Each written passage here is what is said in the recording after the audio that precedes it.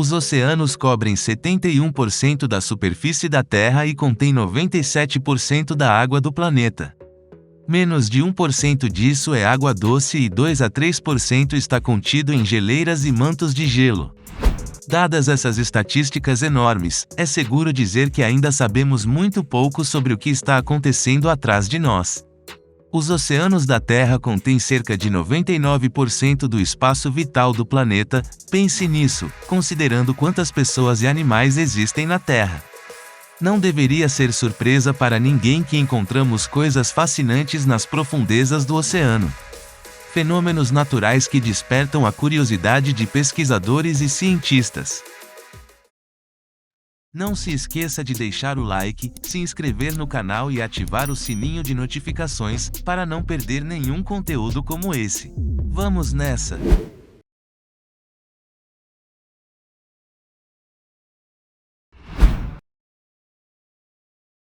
Pela primeira vez, podemos observar a formação dos dedos da morte em algumas imagens de tirar o fôlego. Brinicula são estruturas semelhantes a dedos paranormais que descem do gelo marinho flutuante para as águas geladas da Antártida. Embora os cientistas estejam cientes de sua existência desde a década de 1960, raramente são observados em tempo real. Dedos de gelo só aparecem sob certas condições nas regiões polares da Terra, sob o gelo marinho flutuante, tornando-os não apenas difíceis de rastrear, mas quase impossíveis de capturar na câmera. Ao contrário da água doce congelada, o gelo na superfície do oceano consiste em dois componentes. Durante o congelamento, a água remove a maior parte do sal, deixando os cristais de gelo relativamente puros. No entanto, isso resulta na presença de excesso de sal. Como precisa de uma temperatura mais baixa para congelar, a salmoura restante permanece líquida, formação de canais de salmoura hipersalina dentro de blocos de gelo porosos.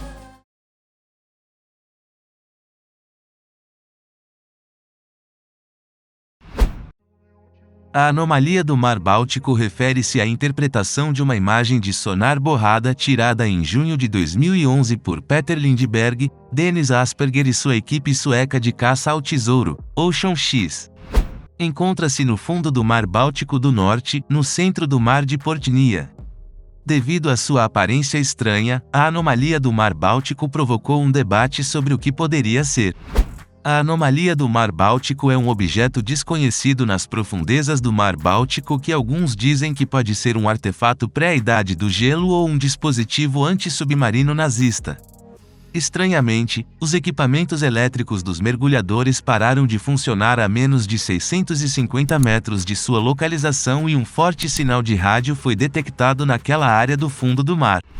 A equipe do Ocean X afirma que suas imagens mostram um objeto circular de 60 metros de diâmetro com características que lembram rampas, escadas, marcas de arrasto e outras estruturas, basicamente mostrando que isso não ocorre naturalmente.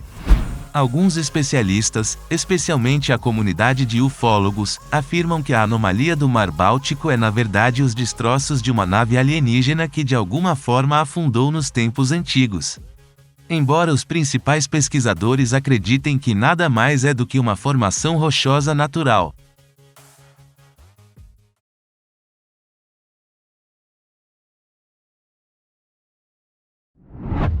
A cidade de Thonis Heraklion pode ser considerada a Viena do Egito. Foi construído em torno de seu grande templo, atravessado e interligado por uma rede de canais. Cada ilhéu, entre a rede de água, tem casas e pequenas ermidas. Há 2.300 anos, Thonis Herakleion, o nome egípcio e grego da cidade, era um dos maiores centros portuários do mundo. Assim, seus portos comandam e controlam todo o comércio no Egito. Está localizado a 6,5 quilômetros da costa de Alexandria e tem uma história pouco conhecida hoje. No entanto, sabe-se que esteve escondido no fundo do mar durante milhares de anos. Citações famosas sobre Thonis Heraklion aparecem em inscrições e textos antigos, mas ninguém sabe exatamente como ela caiu debaixo d'água. O arqueólogo francês Franck Godil descobriu a primeira luz da cidade. O cientista e sua equipe conseguiram encontrar várias ruínas da cidade depois de anos examinando o Golfo de Abu Qir, na costa do Egito. Sua primeira descoberta foi a enorme cabeça de uma das estátuas da época. Além disso, os arqueólogos encontraram 64 navios, 700 âncoras, um enorme jarro de pedra cheio de moedas de ouro e muitas outras estátuas, todas com mais de 16 pés de altura, o equivalente a quase 5 metros. A maioria dos fragmentos de granito e diorito foram perfeitamente preservados pela água.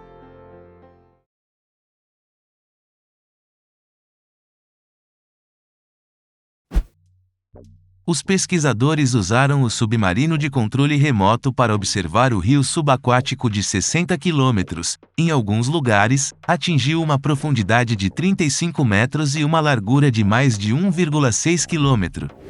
Um rio formado há 6.000 anos corre mais de 60 quilômetros no fundo do Mar Negro. Em São Paulo, cientistas da Universidade de Leeds estimam que o canal marítimo no fundo do Mar Negro seja o sexto maior rio do mundo, além dos rios terrestres existentes. Os canais subaquáticos são semelhantes aos rios, mas são formados pelo fluxo subaquático de água, mistura de areia e lama. Por serem mais densos que a água do mar, acabam fluindo no fundo. O estudo, liderado por Dan Parsons e Dr. Jeff Pickle, analisou um canal no fundo do Mar Negro, com cerca de 60 quilômetros de extensão e formado há 6.000 anos. Transporta mais de 22.000 metros cúbicos de água por segundo a uma velocidade superior a 6 km por hora, 10 vezes maior que o Reno, um dos maiores rios da Europa. Em alguns lugares, o canal tem 35 metros de profundidade e o ponto tem mais de 1,6 km de largura. Este tipo de estrutura é um meio de transporte de sedimentos, como gás e petróleo, depositados no fundo do mar. Além disso, estudá-los pode fornecer pistas sobre climas passados e até formações montanhosas.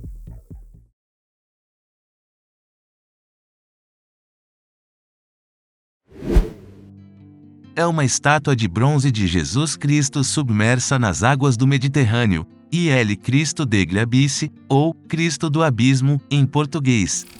Esculpida por Guido Galetti a conselho do mergulhador italiano Duilio Marcanti, a estátua de 2,5 metros de altura tem 17 metros de profundidade e foi colocada debaixo d'água em 22 de agosto de 1954, perto de Dario Gonzatti, o primeiro italiano a usar equipamento de mergulho local da morte. A estátua retrata Jesus Cristo em posição consagrada, com as mãos e a cabeça erguidas, em direção à água. Devido ao aumento da corrosão e do crescimento de crustáceos, a estátua foi retirada da água e restaurada em 2003. Uma mão rasgada pela âncora foi substituída. Após todo o processo de restauração e instalação da nova base, a estátua foi devolvida ao Mediterrâneo em 17 de julho de 2004. O primeiro deles está localizado na costa de East Louis, São Jorge, a capital de Granada. A estátua foi um presente da Marinha de Gênova à nação caribenha para ajudar a resgatar a tripulação do navio italiano Bianca C, que foi destruído por um incêndio no porto de São Petersburgo, de Geórgia. A escultura foi colocada debaixo d'água em 22 de outubro de 1961,